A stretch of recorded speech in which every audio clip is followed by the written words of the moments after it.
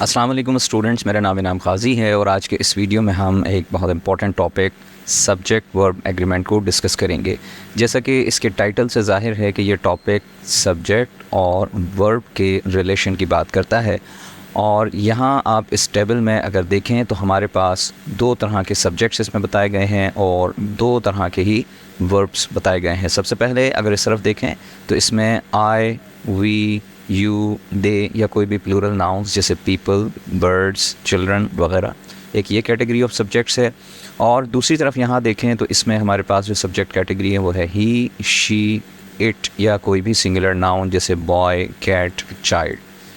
अच्छा, अब जब ये सब्जेक्ट कैटेगरीज़ मुख्तलिफ हैं तो इनके साथ जो वर्ब कैटेगरीज़ हैं वो भी दो डिफरेंट हैं। इस तरफ आ जाएं तो इस तरफ हमारे पास जो प्लूरल वर्ब्स कैटेगरी है उसमें हमारे पास आर, वर, हैव, डू या कोई भी वर्ब की बेस फॉर्म या प्लेन फॉर्म वो इस वर्ब कैटेगरी के अंदर शामिल है। इन सब्जेक्ट्स के साथ हमने जिन वर्ब्स को मैच करना है वो ये वर्ब्स कैटेगरी है, और इस सब्जेक्ट कैटेगरी के साथ हमने जिन वर्ब्स को मैच करना होता है वो ये वर्ब्स हैं जैसे is, was, has, does, goes. अच्छा, गोज़ का मतलब यहाँ है कि वर्ब की बेस फॉर्म में हमने एस या ई एस का इजाफा करके इस्तेमाल करना होगा इन सब्जेक्ट्स के साथ।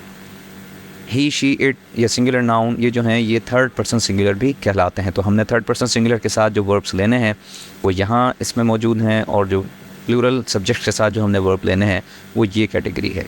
अच्छा, यहाँ आई के ऊपर स्टैटिक जो लगा है इसको ज़रा नोट कर लीजिए कि आई जो है वो बेसिकली वॉज के साथ कनेक्ट होता है। तो ये सिर्फ एक एक्सेप्शन है आई का कि आई इस सब्जेक्ट कैटेगरी में ज़रूर है, लेकिन यहाँ जो वर्ब है वॉज, आई हम इसके साथ यूज़ करते हैं। अदरवाइज़ बाकी तमाम कैटेगरीज़ जो है वो सेपरेट अपने अपने अंदाज से इस्तेमाल होती हैं। एक और पॉइंट जो हमने नोट करना है वो ये है कि ये जो सब्जेक्ट कैटेगरी है यानी third person singular, he, she, it या सिंगुलर नेम, उसमें जब हम वर्ब लगाते हैं तो जैसे हमने पढ़ा एस या ई एस का इजाफा करते हैं, लेकिन जब हम उसका नेगेटिव बनाएंगे तो हम इसमें नेगेटिव बनाने के लिए डज़ नॉट को यूज़ करेंगे। क्वेश्चन बनाने के लिए डज़ और नेगेटिव बनाने के लिए डज़ नॉट। और जब हम डज़ या डज़ नॉट सेंटेंस में यूज़ करेंगे तो फिर हमारा जो वर्ब जो हमने एस या ई एस का इजाफा किया था अब वो फिर से प्लेन हो जाएगा। तो डज़ नॉट गोज़ नहीं होगा, डज़ नॉट गो हो जाएगा। इसी तरीके से does not play, does not study. तो यहाँ एक एग्जाम्पल सेंटेंस में आप देख सकते हैं कि he doesn't go out. Simple sentence अगर होगा तो ही गोज़ आउट, और नेगेटिव हमने किया है तो he doesn't go out. Clear?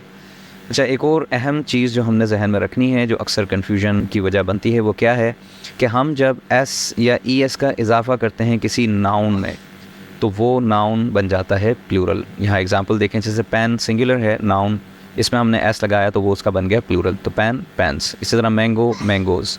But ये जो रूल है ये वर्ब के अंदर आकर बिल्कुल रिवर्स हो जाता है कि वर्ब में हम जब एस या ई एस का इजाफा करते हैं तो वो बन जाता है सिंगुलर। तो नाउन में एस ई एस का इजाफा उसको प्लूरल बनाता है, जबकि वर्ब में एस या ई एस का इजाफा उसको सिंगुलर बनाता है। जैसे प्ले प्लूरल वर्ब फॉर्म कहलाएगी, और जब एस का इजाफा हो जाएगा तो वो सिंगुलर वर्ब फॉर्म कहलाएगी, और फिर वो ही, शी, इट या इस कैटेगरी के साथ मैच करेगा। इसी तरीके से गो प्लूरल वर्ब फॉर्म है और गोज़ इसकी सिंगुलर वर्ब फॉर्म हो जाएगी। ये इसके फंडामेंटल रूल्स हैं, ये आपने जहन में रखने हैं, और ये टॉपिक है ये इसी पर बेस करता है, और आपका जो टेस्ट के अंदर आने वाली चीज़ें हैं वो इन्हीं फंडामेंटल प्रिंसिपल्स पर बेस करती हैं। इसमें मज़ीद क्या क्या डिटेल्स हैं ये हम वन बाय वन इसके जो रूल्स हैं उसमें हम इसको समझ लेंगे। अब यहाँ इसके हमें जो रूल्स दिए गए हैं और ये जितने भी रूल्स हैं ये इसी बेसिक प्रिंसिपल पर कायम रहेंगे, यानी जो सब्जेक्ट कैटेगरी है वो उन वर्ब्स के साथ मैच करेगी और जो दूसरी सब्जेक्ट कैटेगरी है वो दूसरे वर्ब्स के साथ मैच करेगी। पहला इसका जो रूल है वो है कि subject and verb must agree in number. Number से मुराद है सिंगुलर या प्लूरल। अगर हमारा सब्जेक्ट सिंगुलर हो जैसा कि शी, बिल, कार यानी सिंगुलर एंटिटीज़ को बताता हो तो उसके साथ हमने सिंगुलर वर्ब लेना होगा, जैसे इज़, गोज़ या शाइन्स, यानी एस ई एस फॉर्म वाला कोई वर्ब लेना होगा, या फिर इज़ या वॉज या हैज़ या डज़, इस तरह से जो ऊपर हमने पढ़ा है। इसी तरीके से अगर हमारा सब्जेक्ट प्लूरल होगा तो उसके साथ हमने प्लूरल वर्ब फॉर्म लेनी होगी। अब यहाँ दो सेंटेंसेस आप यहाँ देख सकते हैं, आपको समझ आ जाएगा। द डॉग बार्क या barks when it is angry. अच्छा, रूल हमने क्या पढ़ा था? सिंगुलर सब्जेक्ट के साथ एस या ई एस फॉर्म। तो डॉग इस सेंटेंस में सिंगुलर सब्जेक्ट है तो लिहाजा एस फॉर्म हम इसके साथ लेंगे, तो सेंटेंस हो जाएगा the dog barks when it is angry. Clear? Second sentence में प्लूरल कर दिया गया है सब्जेक्ट को, तो जब हम प्लूरल लेते हैं नाउन में, जब हमने एस लगा दिया यहाँ प्लूरल बना दिया, तो हमारा फिर जो वर्ब होगा वो बिल्कुल प्लेन होगा विदाउट एस ई एस। तो प्लूरल में हम किसी एस ई एस का इजाफा नहीं लेते, तो लिहाजा डॉग्स बार्क। क्लियर? ये इसका बेसिक रूल है। अब आ जाएं इसके सेकंड रूल के ऊपर। सेकंड रूल कहता है the words that come between the subject and verb do not affect agreement. अच्छा, ऐसा हो सकता है कि हमारे सब्जेक्ट और वर्ब के दरमियान और बहुत से कोई वर्ड्स इंसर्ट हों, तो उसको हमने किस तरह से डील करना है यहाँ इसमें ये बताया है। तो कहता है कि take note of the words like with, together with, like, including, as well as, along with, rather than, और इस तरह के और भी कुछ वर्ड्स दरमियान में सब्जेक्ट और वर्ब के आ सकते हैं। फॉर एग्जांपल यहाँ सेंटेंसेस से आपको क्लियर हो जाएगा। अब यहाँ हमारा एक सब्जेक्ट है जॉज ड्रिजल, और फिर कॉमा लगा के कुछ वर्ड्स इंसर्ट किए गए हैं जैसे लाइक द अदर हीरोज़। अब यहाँ हमें दो वर्ब्स दिए हैं आर या इज़। तो बेसिकली हमारा जो एक्चुअल सब्जेक्ट है वो है जॉज ड्रिजल, और लाइक अदर हीरोज़ ये इजाफी वर्ड्स इंसर्ट किए गए हैं। तो रूल के मुताबिक ये हमारे सब्जेक्ट वर्ब एग्रीमेंट को अफेक्ट नहीं करते। हमारा ये जो सब्जेक्ट है जॉज रिजल ये सिंगुलर है, तो लिहाजा सिंगुलर की वजह से हम इसको इस के साथ मैच करेंगे। Clear? So Jose Rizal like the other heroes is brave. We are actually not talking about other heroes, we are only talking about Jaws Rizzle. Next में देखें Anna together with her cousins are या is going out। अब हम बात कर रहे हैं actually Anna की, और together with her cousins ये रूल के मुताबिक हम इसको इग्नोर करके देखेंगे। तो एक्चुअल हमारा सब्जेक्ट है Anna, तो सिंगुलर है, तो लिहाजा is इसके साथ मैच करेगा। एक और सेंटेंस में देख लें the players as well as their coach are या इज़ इनसाइड द रूम। अब प्लेयर्स ये हमारा एक्चुअल सब्जेक्ट है, और as well as their coach यहाँ से यहाँ तक का हिस्सा इंसर्ट किया गया है, यानी ये हमारे सब्जेक्ट और वर्ब को अफेक्ट नहीं करता। तो हमारा सब्जेक्ट यहाँ क्या है? Plural, the players. तो जब प्लेयर्स है तो हमने इसको क्लियरली आर लेना है। आई hope this point is clear. ये इस एक इम्पॉर्टेंट रूल इसलिए है क्योंकि अक्सर इस तरह के सेंटेंसेस हमें मिलते हैं जो टेस्ट में आ जाते हैं कि सब्जेक्ट और वर्ब के दरमियान इसमें से कोई वर्ड्स इंसर्ट कर दिए जाते हैं, तो वो कन्फ्यूजन पैदा करते हैं। तो इसकी कन्फ्यूजन को दूर करने का सिंपल तरीका है कि जो एक्चुअल शुरू का वर्ड है उसके बाद जो वर्ड्स इस तरह के आ रहे हैं उनको आप इग्नोर करेंगे, और फिर देखेंगे कि आगे हमारा वर्ब फिर उस सब्जेक्ट के साथ कौन सा है जो मैच करता है। क्लियर? इसका अगला रूल है, ये कहता है, अच्छा ये भी पिछले रूल से थोड़ा सा मिलता जुलता है। ये कहता है कि prepositional phrases between the subject and verb usually do not affect the agreement. यानी सब्जेक्ट और वर्ब के दरमियान कोई ऐसे वर्ड्स आ जाएं जो किसी प्रपोजिशन से शुरू होते हों, ऑफ, इन, बिटवीन, अंडर, कोई भी प्रपोजिशन आ सकता है।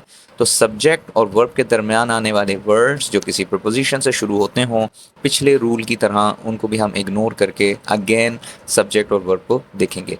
अब यहाँ हम इसकी अगर देखें सेंटेंसेस को, तो ये कहता है कि the colours of rainbow are या इज़ ब्यूटीफुल।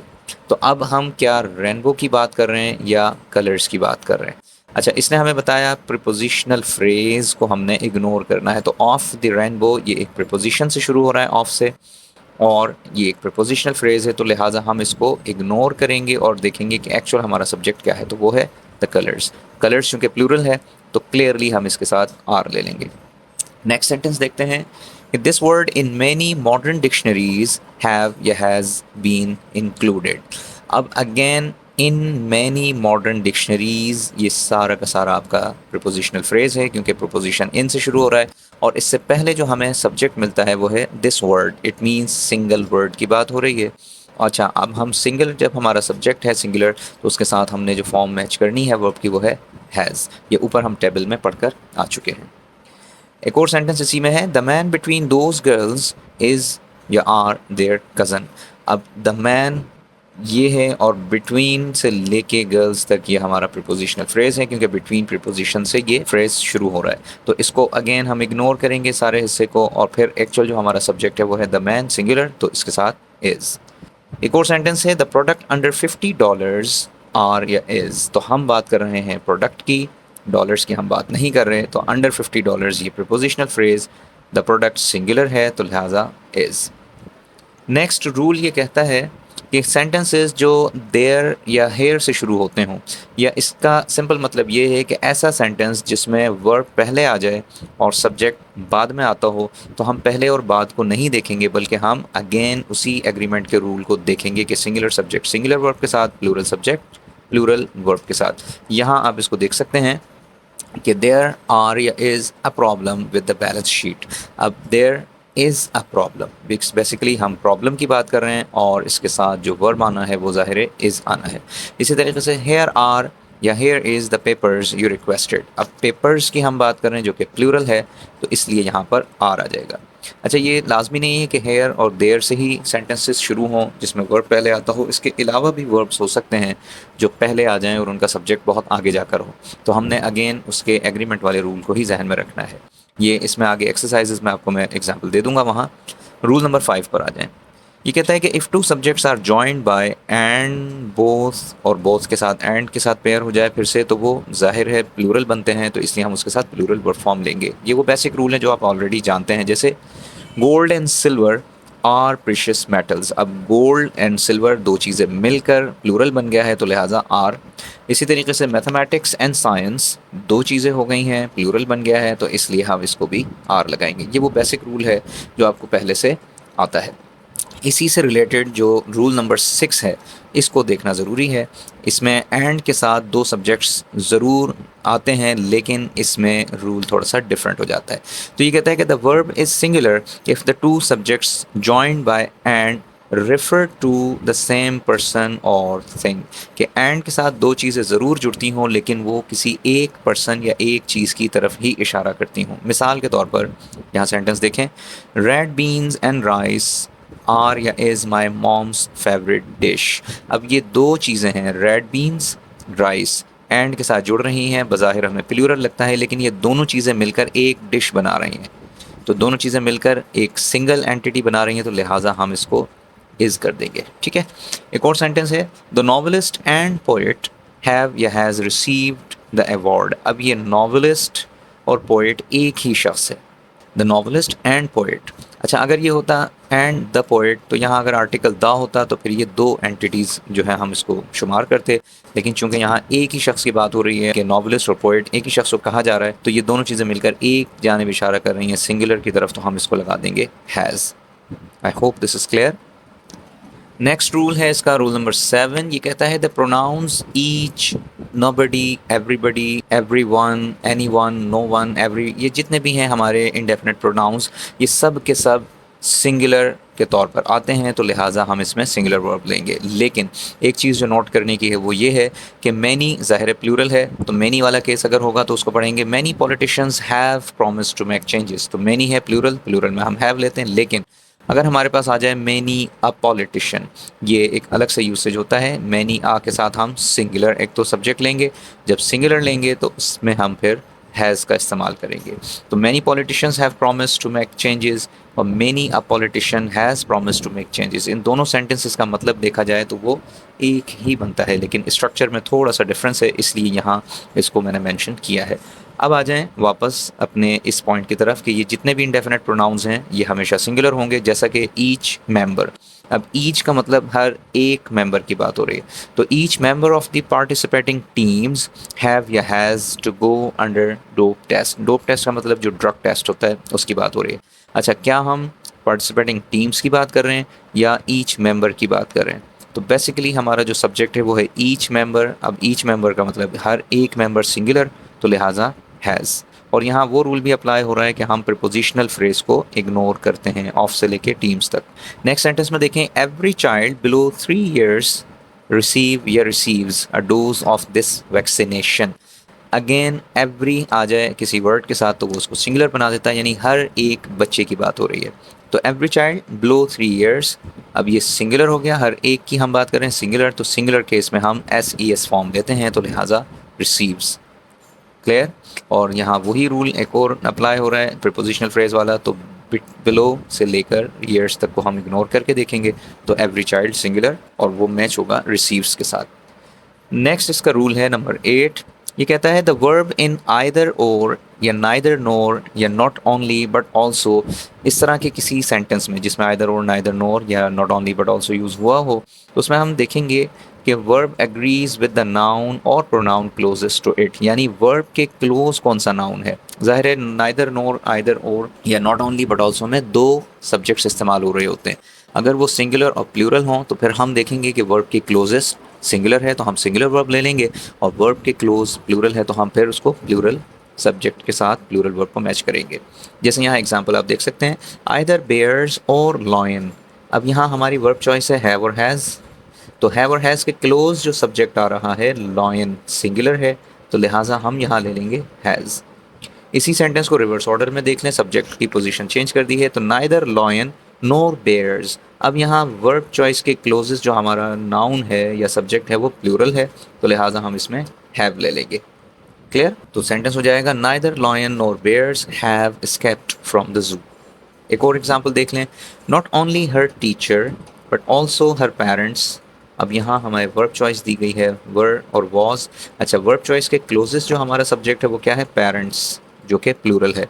जब प्लूरल है तो हमने फिर इसके साथ ले लेना है वर।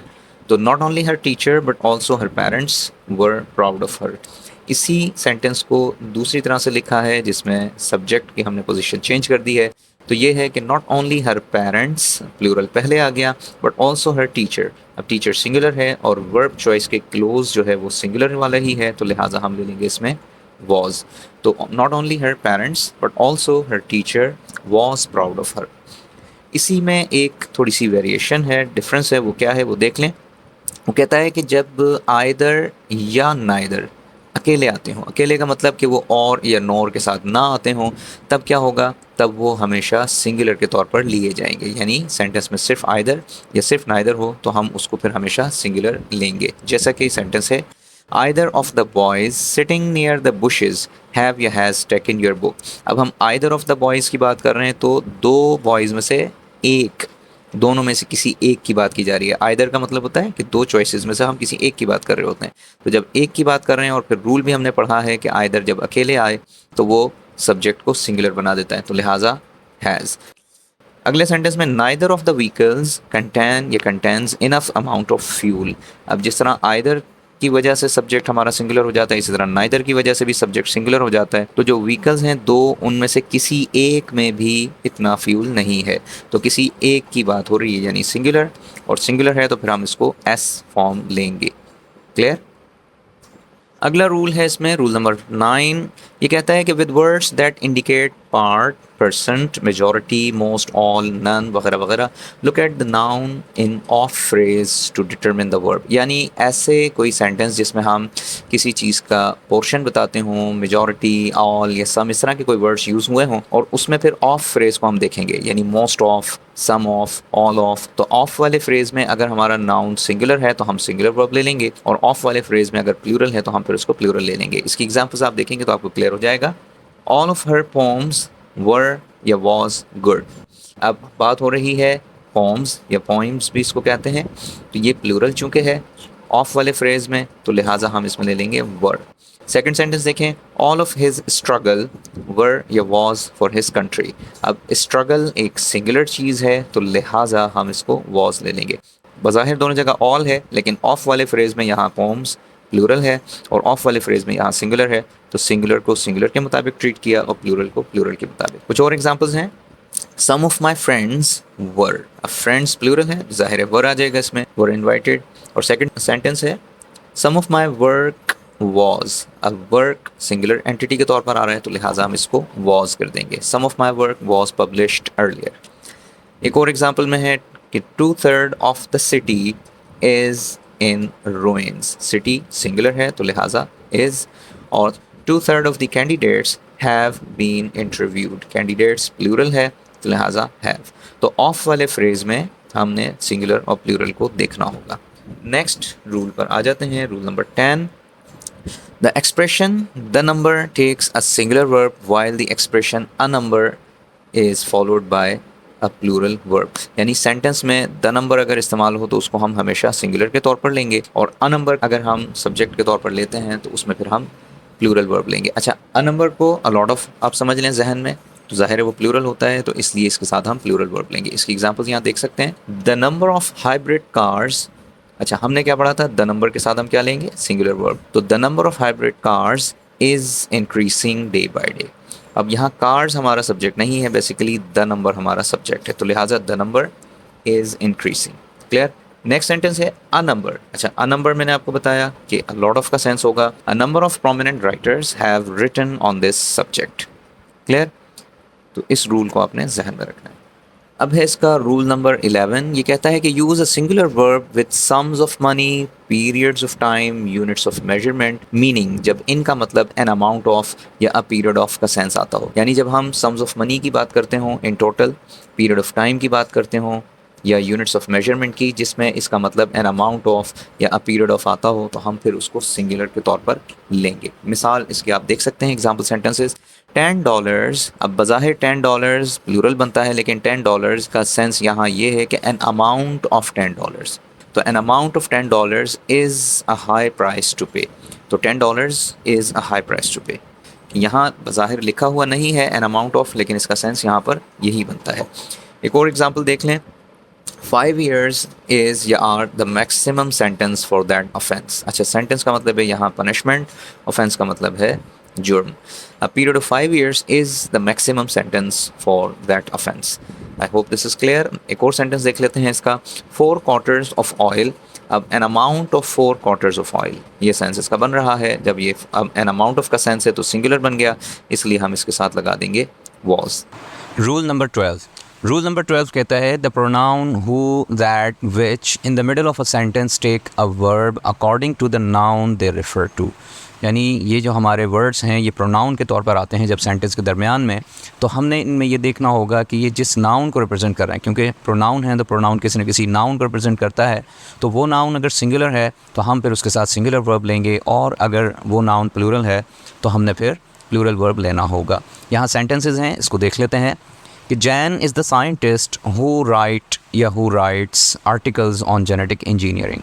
अब हु प्रोनाउन है, ये किस को रिप्रेजेंट कर रहा है, तो ये अपने क्लोजली कनेक्टेड जो नाउन होता है उससे जुड़ा होता है, जो कि है साइंटिस्ट सिंगुलर, और ये साइंटिस्ट बेसिकली जैन के बारे में ही बताया जा रहा है। So Jane is the scientist who writes singular. ठीक है, तो यहाँ जो हु है वो सिंगुलर नाउन को रिप्रेजेंट कर रहा है, लिहाजा हमने जो वर्ब लेना है वो SES फॉर्म वाला लेना है, यानी सिंगुलर वर्ब।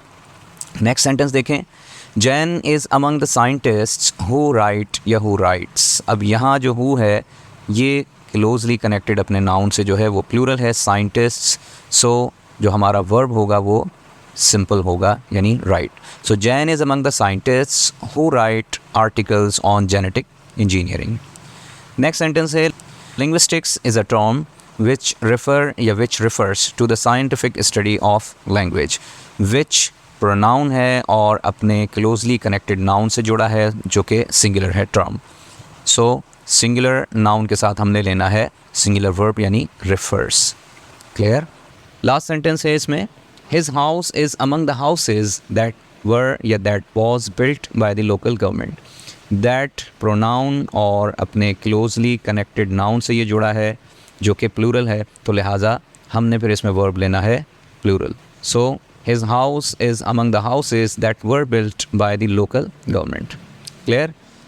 रूल नंबर 13 में है, ये कहता है कि treat collective nouns like team, audience, crowd, class, family, jury वगैरह वगैरह। कलेक्टिव नाउन्स क्या होते हैं कि हम एक ग्रुप को एक सिंगल नाम दे देते हैं, तो group name basically collective noun कहलाता है। तो ये कहता है कि कलेक्टिव नाउन्स अगर हमारे पास हों तो उसको हम सिंगुलर क्लास के तौर पर लेते हैं या सिंगुलर सब्जेक्ट के तौर पर, अनलेस अगर कंडीशन दूसरी हो। कंडीशन क्या हो कि अगर हमें कॉन्टेक्स्ट से ये पता चलता हो कि ये प्लूरल हैं, यानी वैसे तो सिंगुलर लिया जाता है हमेशा इनको, लेकिन बाज़ दफ़ा कॉन्टेक्स्ट ऐसा होता है जिससे हमें पता लगता है कि ये सिंगुलर नहीं बल्कि प्लूरल का काम कर रहे हैं। आप एग्जांपल्स देखेंगे तो आपको क्लियर हो जाएगा।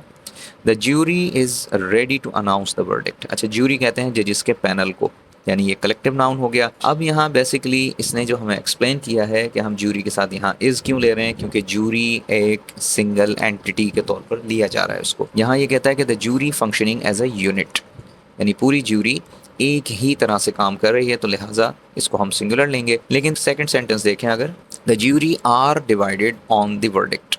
अच्छा, अब डिवाइडेड हैं तो यूँ हो सकता है कि 5 जजेस का अगर पैनल है तो 3 जजेस एक तरफ हैं और 2 जजेस एक तरफ हैं, तो लिहाजा अब ये एक मुकम्मल यूनिट नहीं रहे, अब ये डिवाइड हो गए। तो डिवाइड हो गए तो फिर ये इंडिविजुअल मेंबर्स के तौर पर देखा जाएगा, तो इसलिए यहाँ पर इन्होंने इसको आर लगाया है। यहाँ इसको एक्सप्लेन भी किया है कि the jury members functioning individually, यहाँ एज ए यूनिट काम कर रहे थे तो लिहाजा इसको एक सिंगल एंटिटी के तौर पे लिया। यहाँ हर शख्स अलग अलग तरह से अपने ओपिनियन को दिखा रहा है तो इसलिए हम इसको प्लूरल के सेंस में लेंगे। अच्छा, यहाँ कुछ वर्ड्स बताए हैं, पुलिस है, कैटल है, जेंट्री, पोल्ट्री वगैरह वगैरह, ये हमेशा प्लूरल लिए जाते हैं। बज़ाहिर ये देखने में सिंगुलर लगते हैं लेकिन ये एक्सेप्शंस हैं, इनको आपने इसी तरह से समझना है। मिसाल के तौर पर यहाँ कुछ सेंटेंसेस दिए हैं इसी रूल से रिलेटेड। ये कहता है कि a class of senior students is या are going on a study tour. तो बेसिकली हम बात करें क्लास की, क्लास जा रही है। अब क्लास क्या है? कलेक्टिव नाउन, और पूरी class functioning as a single unit, तो लिहाजा इज़। क्लियर? एक और सेंटेंस है, the board of trustees meet या meets in New York twice a year. अब बोर्ड ऑफ ट्रस्टीज़, तो बात हो रही है बोर्ड की। बोर्ड एक कलेक्टिव नाउन है एज ए सिंगल बॉडी, तो जब सिंगल बॉडी है तो हम उसमें एस फॉर्म लेंगे। थर्ड सेंटेंस है जो मैंने अभी यहाँ रूल बताया कि पुलिस, कैटल, जेंट्री, पोल्ट्री वगैरह वगैरह, इनको हम हमेशा प्लूरल लेते हैं तो लिहाजा the police are still searching the area. Last sentence है द बोर्ड ऑफ ट्रस्टीज़। अच्छा, यहाँ जो रूल हमने पढ़ा था कि हम कलेक्टिव नाउन्स को सिंगुलर लें या प्लूरल लें, उसी से रिलेटेड ये लास्ट सेंटेंस है। The board of trustees have या has given their opinions regarding the lay of policy. अब जब ओपिनियंस की बात आती है तो बोर्ड के हर मेंबर का अलग अलग ओपिनियन है, तो लिहाजा जब अलग अलग है तो हम इसको as a single unit count नहीं करते, इसको हम प्लूरल लेंगे। जब प्लूरल है तो फिर हम इसको हैव लगा देंगे। क्लियर? रूल नंबर 14 ये कहता है कि words such as glasses, pants, pliers या सीजर्स, ये हमेशा प्लूरल में आते हैं क्योंकि ये दो पीसेस से मिलकर बनने वाली चीज़ें होती हैं।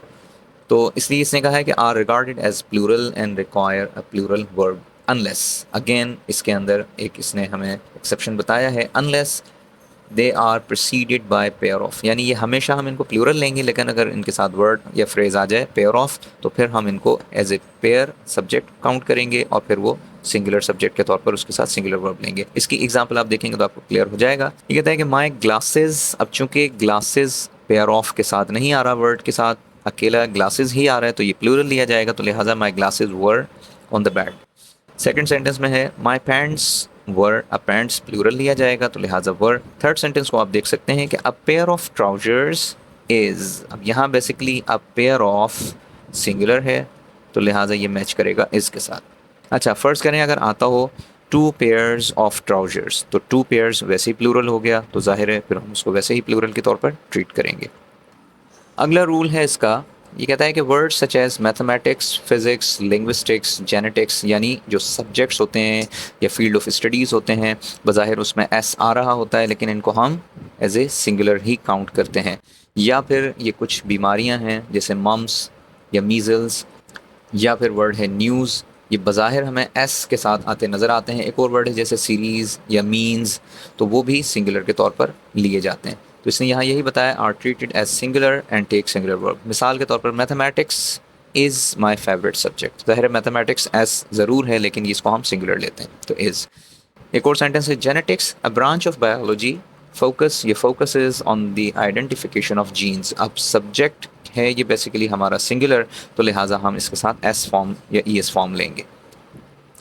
नेक्स्ट रूल है रूल नंबर 16, जेरेंट। अच्छा, जेरेंट क्या होता है? ING form of verb used as a noun, कि वर्ब की फॉर्म जो आईएनजी वाली होती है उसको हम जब एज ए नाउन यूज़ करते हैं तो उसका ग्रामर में नाम रखा गया है जेरेंट। तो ये कहता है कि अगर सेंटेंस में जेरेंट हमारा सब्जेक्ट हो तो हम उसको फिर सिंगुलर काउंट करेंगे, तो is treated as a singular and take singular verb. When two और more gerunds are joined with and they take a plural verb. ज़ाहिर है टू डिफरेंट एक्शंस बताए जाएंगे तो वो प्लूरल हो जाएगा। इसकी एग्जांपल आप देख सकते हैं, visiting old historical places give या gives me pleasure beyond words. तो विजिटिंग इज़ द एक्शन यहाँ, या सब्जेक्ट कह लें इसको, जेरेंट के तौर पर आ रहा है सिंगुलर, तो visiting gives me, a visiting of historical places gives me. ठीक है, तो विजिटिंग सिंगुलर एंटिटी है या सिंगुलर सब्जेक्ट है तो लिहाजा एस फॉर्म हम इसके साथ मैच करेंगे। सेकंड सेंटेंस देखें, शॉपिंग एंड आउटिंग। अब शॉपिंग एक्शन और आउटिंग दूसरा एक्शन, दो जेरेंट्स हो गए, प्लूरल हो गया तो लिहाजा आर। क्लियर? लास्ट इसका रूल है रूल नंबर 17, ये कहता है कि names of books, TV shows, bands या मूवीज़ या जो ब्रांड नेम्स होते हैं या कोई collective unit must be followed by a singular verb, यानी जो रखे गए नाम टीवी शोज़ के, बुक्स के या मूवीज़ के नेम्स वगैरह होते हैं तो उसमें हम एस होने के बावजूद उसको हम सिंगुलर ही लेते हैं। जैसे द अरेबियन नाइट्स, ये बुक का नाम है, is still a great favourite. या जैसे हम कहें मूवी द थ्री इडियट्स, अब थ्री इडियट्स जो है एस के साथ प्लूरल बनता है, लेकिन चूंकि मूवी नेम है तो हम उसको सिंगुलर लेंगे। इसी तरीके से द यूनाइटेड स्टेट्स हैज़। अच्छा, इसके हवाले से एक इंटरेस्टिंग फैक्ट है कि द यूनाइटेड स्टेट्स के साथ पहले जो ग्रामर यूज़ होती थी या ग्रामर में जो वर्ब यूज़ होता था वो प्लूरल लिया जाता था पहले, लेकिन बाद में इसकी ग्रामर चेंज करके इसको हैज़ किया गया है सिंगल यूनिट ज़ाहिर करने के लिए। बहरहाल the United states has a big navy, और ये बुक का नाम है गुलिवर्स ट्रेवल्स। तो ट्रेवल्स प्लूरल है बेशक हो, लेकिन ये चूँकि बुक नेम है इसलिए सिंगुलर वर्ब के साथ मैच करेंगे। इसी तरह द सिम्पसन्स, ये एक टीवी प्रोग्राम है और ये भी सिंगुलर के तौर पर आएगा। I hope this topic is clear up to this point. अब इसके कुछ एक्सरसाइजेज में सेंटेंसेस हैं, उनको हम देख लेते हैं जो रूल्स पढ़े हैं उसके मुताबिक। सबसे जो पहला इसका सेंटेंस है, इसने हमें आइदर और वाला रूल दिया है। आइदर और रूल हम पढ़ चुके हैं कि अगर अलग अलग सब्जेक्ट हों यानी सिंगुलर प्लूरल तो फिर हम वर्ब के क्लोज सब्जेक्ट को देखते हैं, लेकिन यहाँ दोनों ही सिंगुलर हैं। आइदर फलीशा और एलन सिंगुलर हैं तो लिहाजा एक तो सिंगुलर वर्ब लेंगे।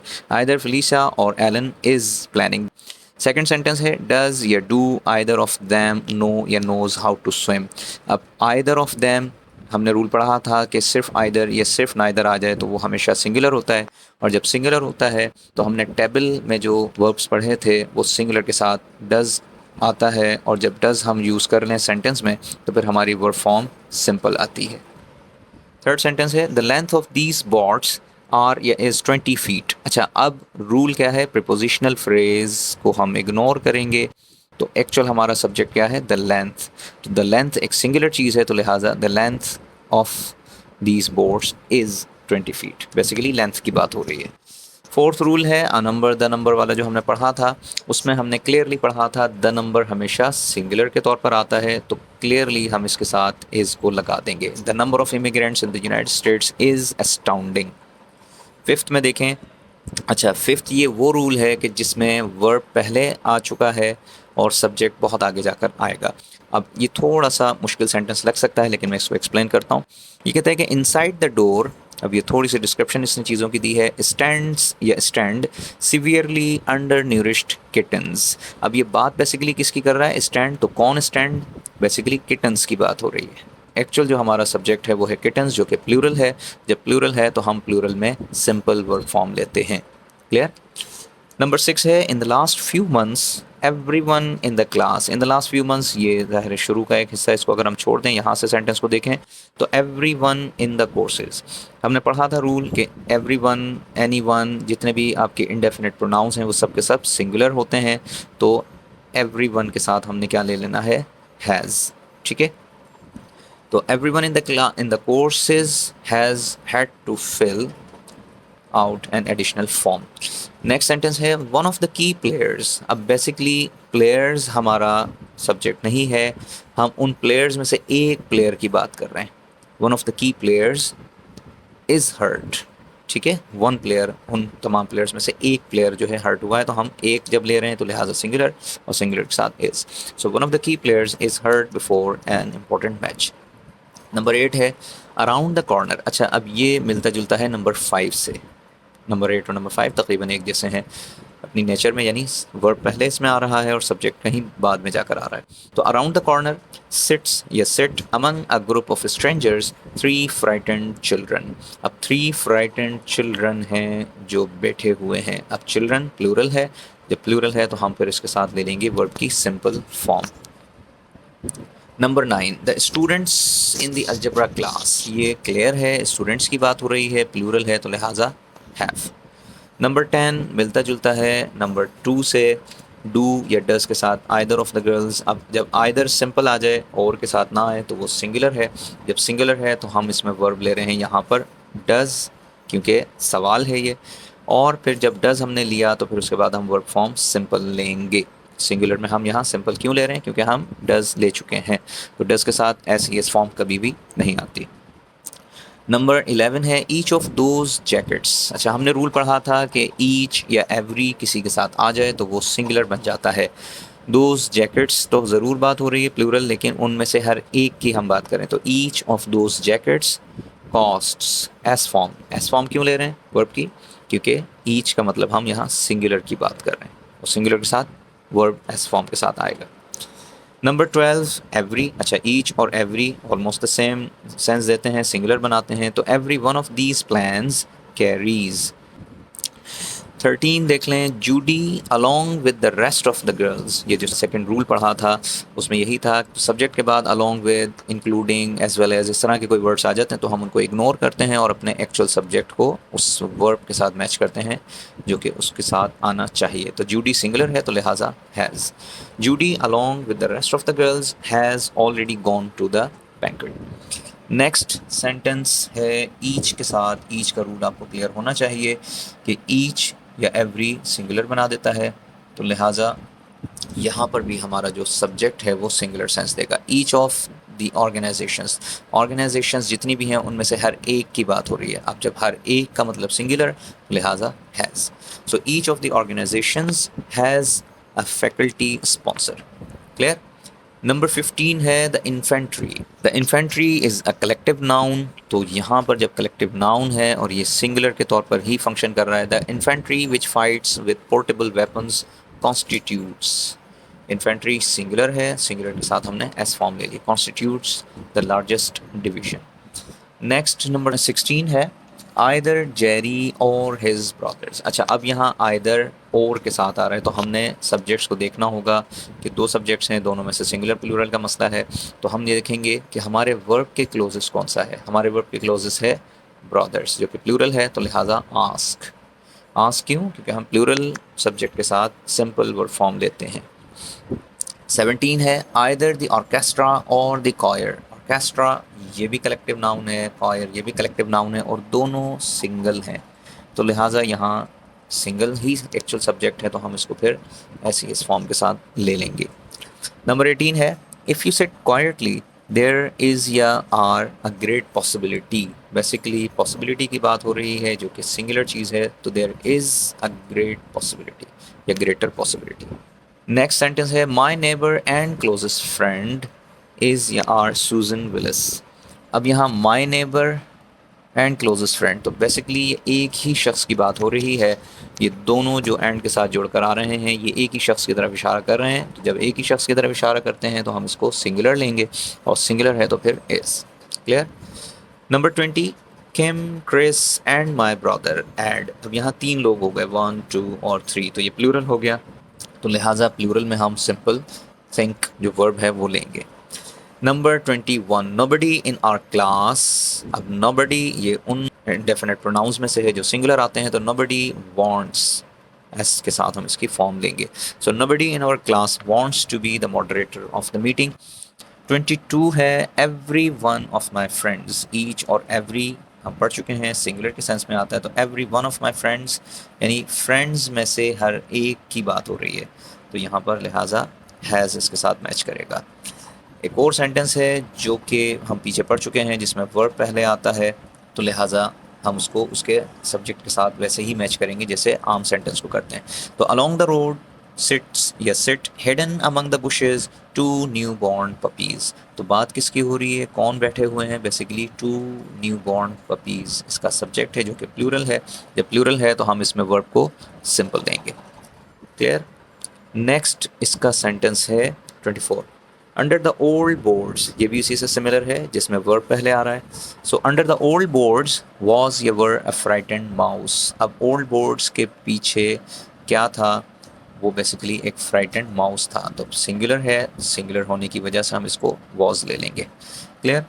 नेक्स्ट सेंटेंस है the widely recognised red colouring of top signs everywhere alerts या अलर्ट पीपल टू स्टॉप। थोड़ा सा लॉन्ग सेंटेंस है लेकिन अगेन हम ये देखेंगे कि हमारे अगर ये वर्ब हैं अलर्ट्स या अलर्ट, तो इसका सब्जेक्ट क्या है, क्या चीज़ है जो अलर्ट करती है, एवरीवेयर या साइंस या रेड कलरिंग। ठीक है, तो अब अगर हम साइंस कहते हैं तो बेसिकली ये ऑफ फ्रेज में आ रहा है, इसको तो हम इग्नोर करेंगे। एक्चुअल हमारा जो सब्जेक्ट है फिर है वो रेड कलरिंग, तो the widely recognise red colouring alerts. ठीक है, तो एस फॉर्म ले लेंगे क्योंकि रेड कलरिंग सिंगुलर है। नंबर 26 है human brain cells, the universe and the internet. अब ये तीन अलग अलग चीज़ें हैं और ये तीनों मिलकर प्लूरल बना रही हैं, तो लिहाजा ऑल का वर्ड भी यहाँ आप देख सकते हैं, तो इसलिए हम इसको हैव लगा देंगे प्लूरल होने की वजह से, हैव सिमिलर स्ट्रक्चर।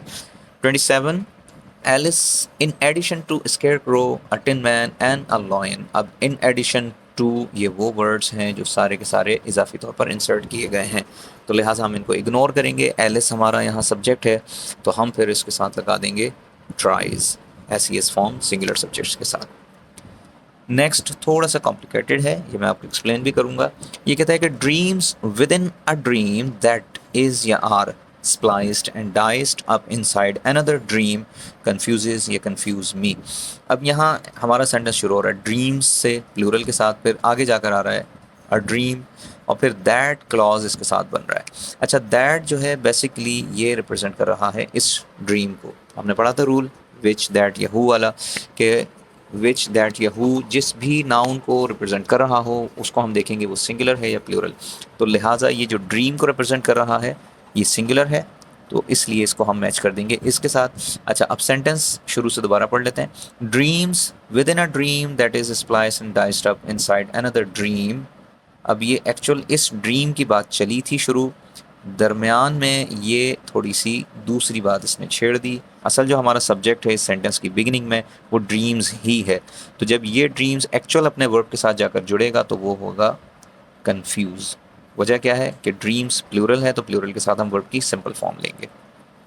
ये सेंटेंस अगेन मैं थोड़ा सा इसको बता दूं कि दैट इज़ स्प्लाइस्ड। अब ये दैट जो है ये इस ड्रीम्स की बात नहीं हो रही बल्कि इस ड्रीम सिंगुलर की बात हो रही है, तो लिहाजा इसलिए यहाँ इज़ आ जाएगा। और जो ये आगे जाकर वर्ब हैं ये अपने उस मेन सब्जेक्ट से जुड़ रहे हैं जो कि है ड्रीम्स प्लूरल। तो ये है इस सेंटेंस की एक्चुअल लॉजिक। नेक्स्ट 29 है नेक्स्ट मंथ द बीटल्स। अब द बीटल्स जो है ये एक म्यूज़िकल बैंड है, हम पढ़ चुके हैं म्यूज़िकल बैंड, मूवीज़ नेम्स या बुक्स टाइटल्स वगैरह वगैरह सारे सिंगुलर होते हैं, लिहाजा the Beatles is coming to perform at our university. Number 30 speaking more than one language. Speaking gerund आ गया है, जेरेंड सिंगुलर, तो लिहाजा मैक्स। ठीक है, तो speaking more than one language max the brain more flexible and agile. Agile का मतलब क्विक। नेक्स्ट है द क्लास हैव या हैज़ सबमिटेड इट्स या देयर असाइनमेंट्स। अच्छा, अब यहाँ ये रूल में आप देख सकते हैं द क्लास क्या इंडिविजुअल एंटिटी के तौर पर काम कर रही है या यूनिट के तौर पर, या फिर हर इंडिविजुअल अलग अलग। अगर पूरी क्लास को एक ही असाइनमेंट मिली है तो हम फिर इसमें हैज़ और इट्स ले लेंगे, और अगर क्लास की सबकी असाइनमेंट्स अलग अलग हैं तो हम इसको हैव या देयर ले सकते हैं। अब यहाँ आपको कन्फ्यूजन हो सकती है कि टेस्ट में अगर इस तरह से आ जाए, टेस्ट में बेसिकली इस तरह से नहीं आएगा। वहाँ आपको दो चॉइस जब भी दी जाएंगी किसी भी कलेक्टिव नाउन के साथ तो उसका कोई ना कोई कॉन्टेक्स्ट मौजूद होगा। कॉन्टेक्स्ट का मतलब आगे पीछे कोई ऐसी बात होगी जिससे आपको समझ आ जाएगा कि ये as a single unit function कर रहा है या एज इंडिविजुअल मेंबर्स इसके हैं वो फंक्शन कर रहे हैं इंडिविजुअली। ठीक है, लास्ट इसका सेंटेंस है the newly elected prime minister to the dismay of opponents from other parties. अब ये to the dismay of opponents from other parties ये एक प्रपोजिशनल फ्रेज़ है, इसको फ़िलहाल हम इग्नोर कर देते हैं सबको, और एक्चुअल जो हमारा सब्जेक्ट है वो है the newly elected prime minister, तो जो कि सिंगुलर है। अब आगे जाकर हमारा वर्ब आ रहा है, तो जब सिंगुलर आपका सब्जेक्ट है तो हम उसके साथ वर्ब हैज़ को मैच कर देंगे। तो the newly elected prime minister has argued for the strict regulations of campaign financing. ठीक है, तो ये थे इसके कुछ सेंटेंसेस। आई होप कि आपको रूल्स यहाँ अप्लाई करके समझ आए होंगे। अब तक के लिए इतना ही।